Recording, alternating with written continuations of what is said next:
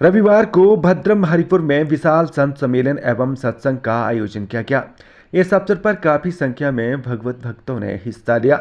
सत्संग की शुरुआत गुरु वंदना और आध्यात्मिकता से ओतप्रोत भजनों से की गई। तत्पश्चात मानव धर्म के प्रेरणा सतगुरुदेव सतपाल महाराज की परम शिष्य एवं मानव उत्थान सेवा समिति जिला चंबा की प्रभारी सुलेखाबाई, निखिलाबाई, ज्ञानवतीबाई कुल्लू आश्रम से आई, चिंतामणि और पालनपुर आश्रम से आए जयानंद ने अपने सत्संग संबोधन में उपस्थित भगवत भक्तों को परमात्मा के पावन नाम और दिव्य रूप को जानने के लिए प्रेरित किया।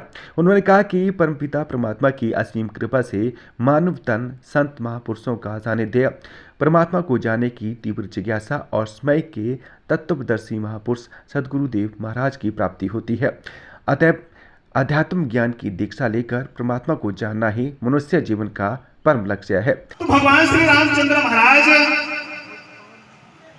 जब लंका से विजय प्राप्त करके जब अयोध्या में जब पहुंचे तो उनका राज तिलक हुआ, राजपाट हुआ, वो राजा बने अयोध्या का। आज पूज्य भाई जी के दिशा निर्देश से देखो, पहली बार इस भूमि पर, इस पावन भूमि पर आप सभी को आमंत्रित किया पूज्य भाई जी ने, और इतना बड़ा विशाल सत्संग समारोह का आयोजन किया और संत दूर दूर से आपके बीच पधारे हुए हैं।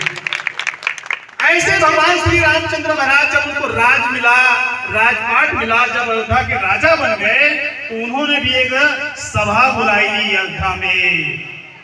एक बार रघुनाथ बुलाए, गुरु तुझ पुरवासी सभाए।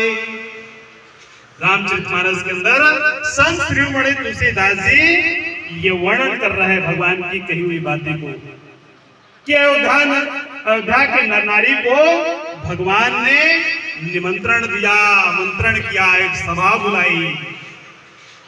और सभा बुलाने के बाद भगवान जो है अयोध्या के नर नारी को, जिसमें गुरुजन भी पधारे हुए हैं, मंत्रीगण भी पधारे हुए हैं, ब्राह्मण लोग भी पधारे हुए हैं, अर्थात अयोध्या की जितना भी नर नारी है वो सब उस सभा में पधारे हुए थे।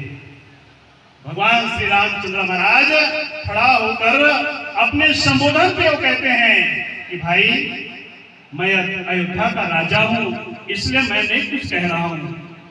मैं श्री रामचंद्र महाराज हूं इसलिए नहीं कह रहा हूं, मैं इसलिए कहने जा रहा हूं, एक मानवता के नाते, एक मानव हित के नाते मैं आपको कहने जा रहा हूं। बड़े ध्यान से मेरी बात को सुनना।